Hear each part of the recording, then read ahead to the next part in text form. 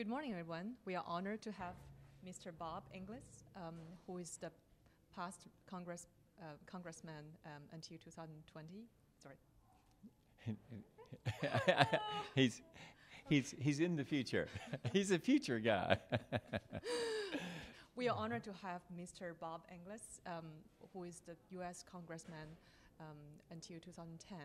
So Bob just gave us a talk for the courage to change. Welcome, Bob. Great to be with you. Thanks for having me. Sure. So we know the fact that you are actually from South Carolina. So we would like to know what brought you here to Boston. Well, this wonderful opportunity to give this TED Talk and to see my daughter who lives here. Wonderful. Okay. But it's also just extremely special for me to every time to come to the Kennedy Library because,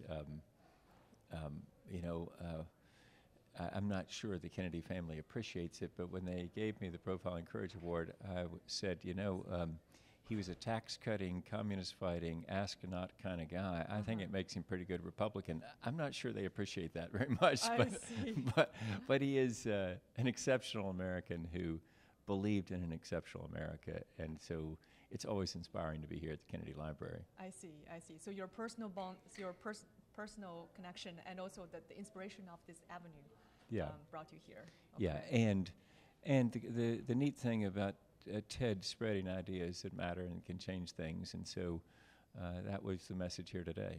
I see.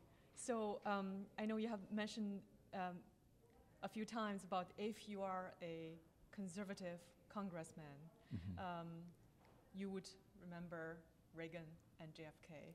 Right. So I guess I would ask, what would be the idea behind, like, why would you think this message is worth spreading in your vision?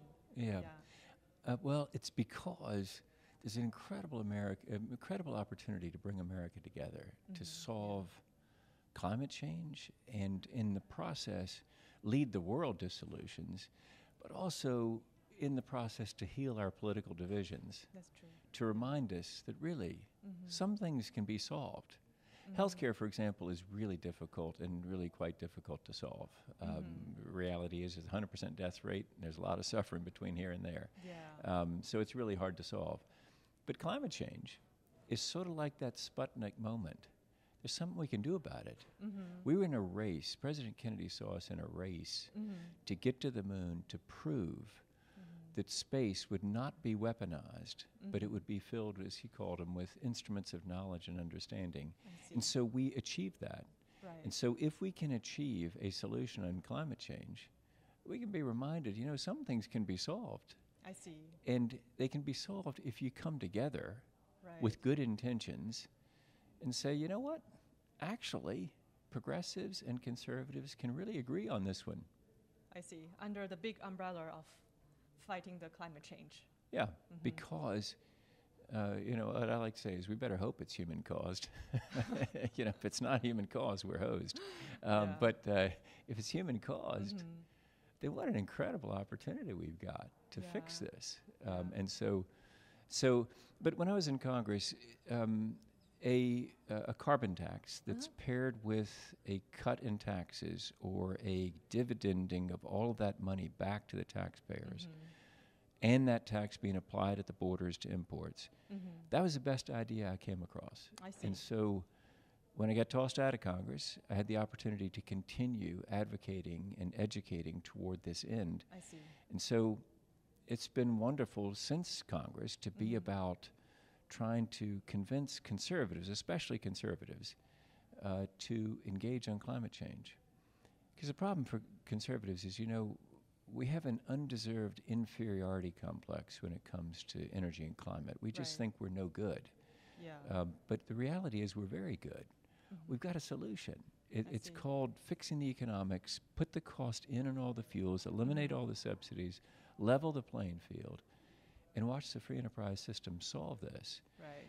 The good news is that progressives like Al Gore agree with that solution. And so it really is possible to bring America together and solve it. I see. So you have that seed planted when you were a congressman, and Right. you continue your goal. You have your goal, and then you continue your path. Right. And then that's what led you. It's not the path I would have chosen, you know. I would have liked to have stayed in Congress because it's wonderful to be there and to be about things that really matter and be full of mission and purpose. Right.